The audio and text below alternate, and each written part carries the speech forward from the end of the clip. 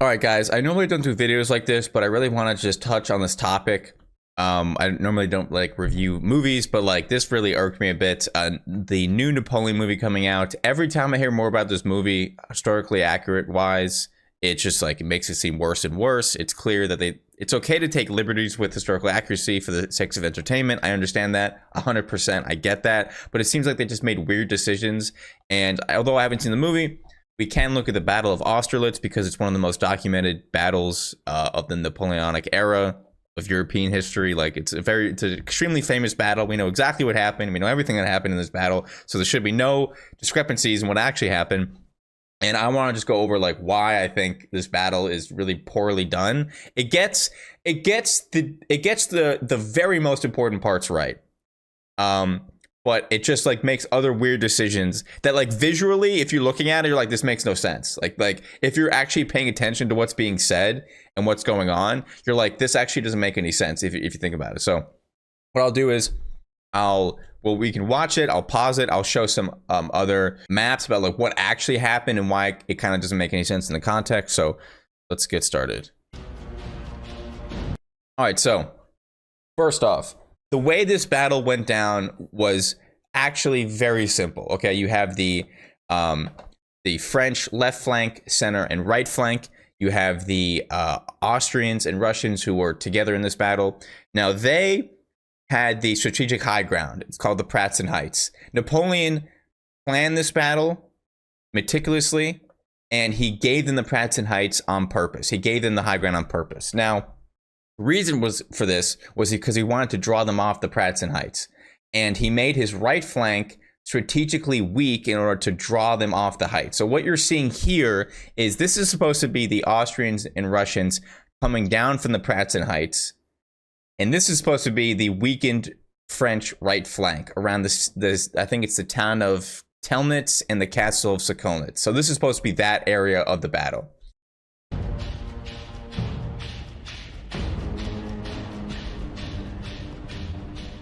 Wait.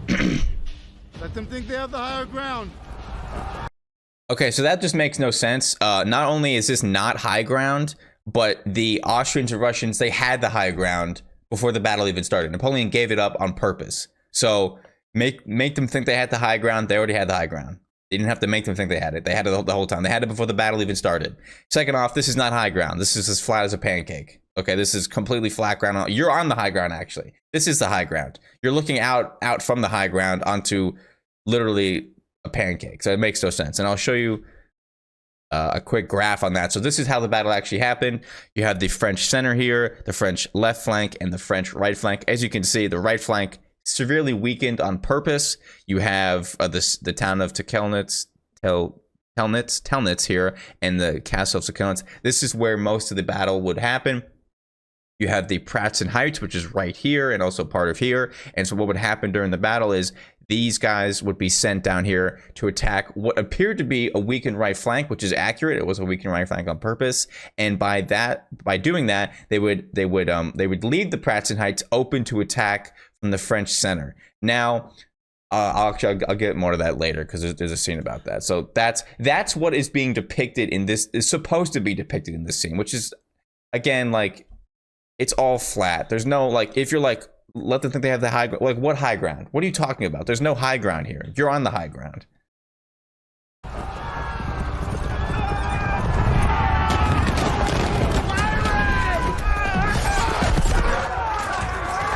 Send in the infantry. Take their position on the higher ground.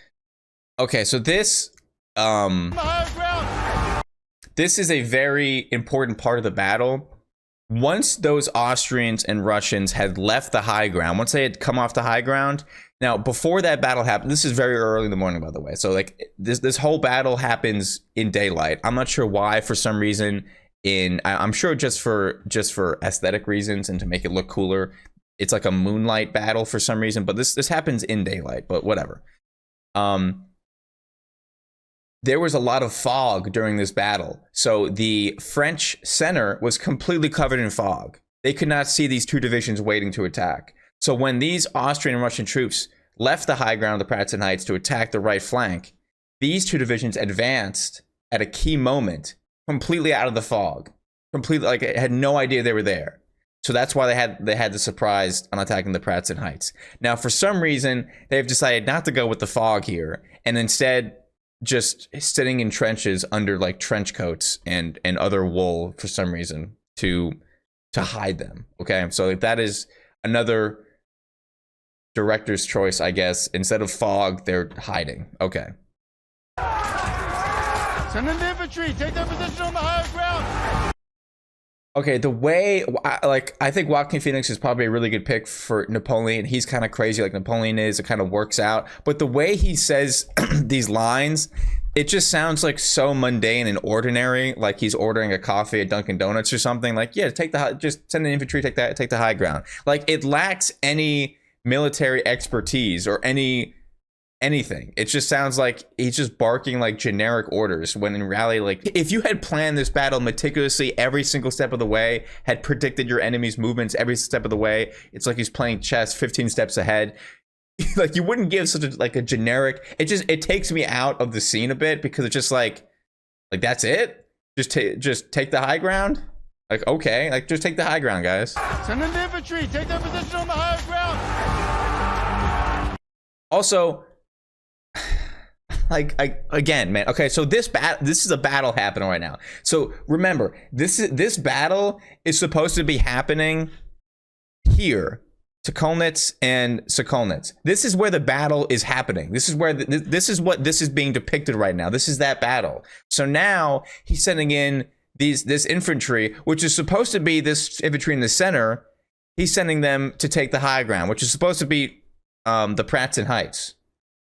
But what's being depicted in the video, in the movie, is they are running off the high ground into this ongoing battle, which is, again, this battle is depicting Telnitz and Sokolnitz. So it just doesn't make any sense. This group is supposed to be charging up the Pratzen Heights to take the high ground. They're going downhill, and they're going downhill to the wrong spot on the battle. So again, just weird choices here. Odd choices. Okay. If you know anything about 19th century warfare, and especially if you are planning a battle out, you would never, ever want your infantry to be running into a town like this through tents. You want them to be orderly, disciplined, in lines, mass volley fire. That is how 19th century warfare worked. This is a fucking disaster, okay? Like, this is code red, okay? Like, you do not want your infantry split apart. This is chaos. There's no battle order here. This is a disaster waiting to happen. So this, again, makes no sense. No sense. There's no line of battle. There's no orders of battle. There's no lines. There's no orders, no discipline. It's just a fucking mob of soldiers running into a battle head first. They're not even shooting too. Like, they're literally just using their bayonets. Like, again, just makes weird choices. This is such chaos. Like, this is fucking chaos. This is a disaster. If you're a 19th century general, this is a fucking disaster. Cavalry from the west. Here's their flanks. This is decently accurate. Later on in the battle, okay, so this is what is supposed to be the battle, basically. So you have the Russians and Austrians come off the Pratzen Heights. They attack the French right flank of Tekilnitz and Sokolnitz. They hold there miraculously throughout the day against overwhelming odds.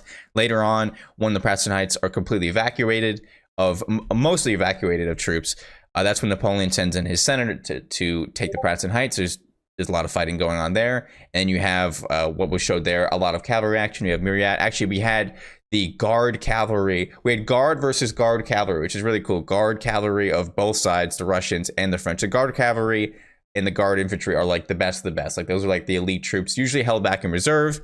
The Russians send in their guard cavalry. So Napoleon sends in his guard cavalry. It's a massive cavalry melee. So that part is, I guess, decently accurate. But again, like, the way, like, just listen to the way Joaquin Phoenix like delivers. This is like, he's beating two countries at once here, and he's again, it's so casual. Cavalry from the west. Here's their flanks.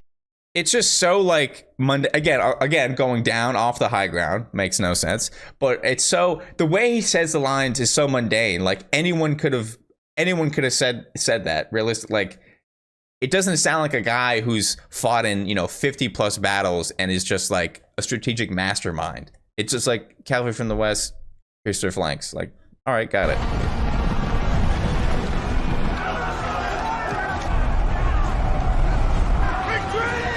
All right, they finally realized what's going on. So the way the battle progressed was once Napoleon had taken the high ground, he had beaten back the Russians and Austrians off the high ground. He had taken back the Pratzen Heights. He had broken the enemy center and had an opportunity to flank the troops that had been sent down to his right flank. So what eventually happened was once he had taken that flank, he sent troops off the Pratzen Heights. He kept sending troops forward, but he sent troops off the Pratzen Heights to flank the Austrians and Russians that had attacked his right flank, and then they were surrounded on three sides, and then we'll find out exactly what happened with that. So this is them kind of realizing like, oh my god, we've lost the Pratzen Heights. Again, Pratzen Heights doesn't even exist in this battle. Like we get mention of high ground. There's actually no high, like that's what I'm saying. Like visually, you can see there's no high. Visually, you can see the only high ground is where the French troops are coming off of. Visually, you can see that this whole battle takes place on a pancake. It's all flat. So when you hear Napoleon say, take the high ground, and you see the French troops leave the high ground going downhill, like, again, like what you're hearing, what you're seeing are not the same thing. So again, like it just kind of doesn't make any sense. But this is the moment, I guess, it's supposed to be the moment that they kind of realize that they're flanked. In reality, messages have been sent for them to retreat. They never really got those messages. So I guess this is actually realistic because basically at one point or another, they kind of realized that they were surrounded.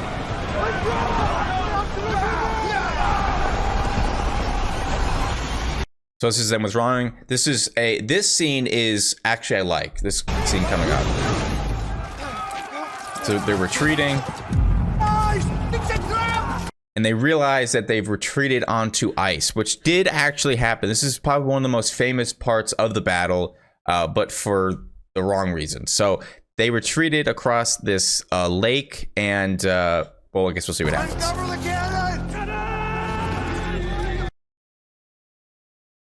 So these cannons were hidden the whole time. Makes no sense. I'm not sure what the difference would have been firing these cannons before and then now, but it makes it seem like Napoleon had planned for them to run across this ice. Like that was the whole plan, which never actually happened. It just kind of happened that way. And there was never a plan. He never predicted them to go across the ice, and they had these cannons like zeroed in on this lake to shoot at, to break the ice, to drown these guys. That never happened. So I'm not like, again, but I'll get to that more in a minute.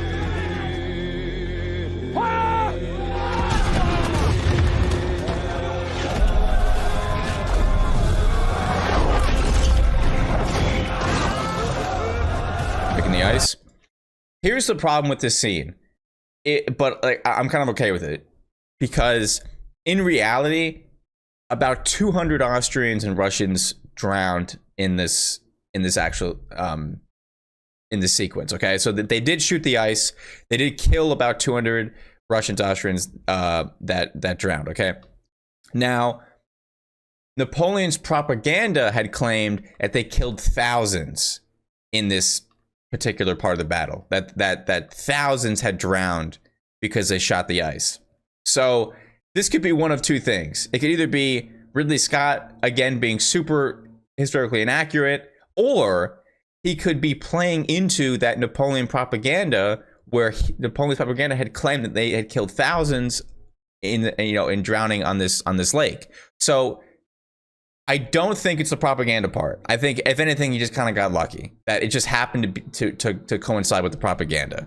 I don't think he meant to do that. I think it was more of an accident because everything else has been generally like not historically accurate to what's actually going on, or just kind of not done well. So I don't really give him credit for probably just being lucky here, because more importantly, there were thousands of troops on this side, on this part of the battlefield, Austrian and Russian troops, thousands. Now, many were captured, plenty were killed, plenty were injured, 200 fell into the lake, but lots of troops got away by not going across the frozen lake. In this scene, it's like the only way to go is across this frozen lake. So in reality, plenty got away. It wasn't that dire of a situation. Plenty of them got away. And again, like it was not a planned thing.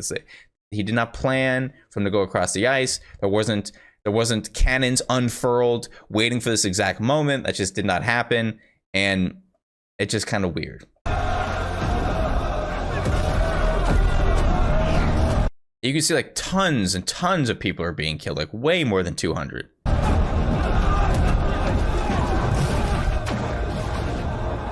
What now, sir? We're pinned in! They are pinned in. Off the ice! Withdraw! Cut off their retreat! What time of the day is this? Is this like Twilight, or is this like it's the sun's about to go down? Also, it wasn't snowing.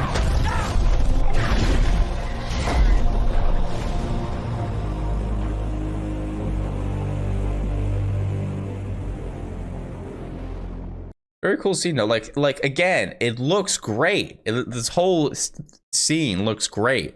But you know, between just not being accurate and literally like what you're seeing and what you're hearing not coinciding correctly, like take the high ground when you're leaving the high ground to go fight in a pancake. Like it doesn't make any sense. Ridley Scott is destroying this movie before it's even come out. I really don't understand these comments. Ridley Scott on historians having criticisms about Napoleon. Well, I have issues with historians. I ask, excuse me, mate, were you there? No? Well, shut the fuck up then.